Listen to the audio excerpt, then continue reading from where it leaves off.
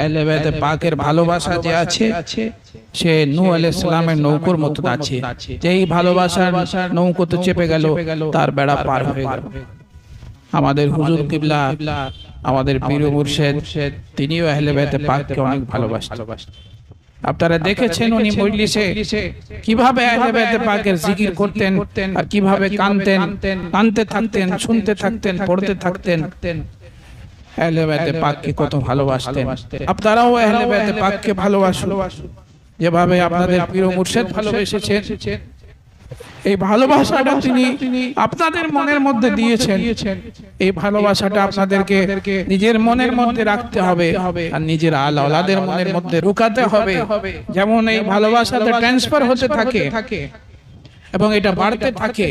যদি এভাবে হবে তো ইনশাআল্লাহ আমাদের পীর মুর্শিদের রূহ খুশি হবে আর আপনারাও কামিয়াব হবেন, আপনারাও সওয়াব পাবেন। আপনাদের যাবার পরে যখন আপনার আওলাদরা আহলে বাইতে পাকের জিকির করবে, ওনাদেরকে ভালোবাসবে, আপনারাও তার সওয়াব পাবেন এবং আপনাদের রূহ খুশি হবে। তো আহলে বাইতে পাকের জিকির করুন, ওনাদেরকে ভালোবাসুন।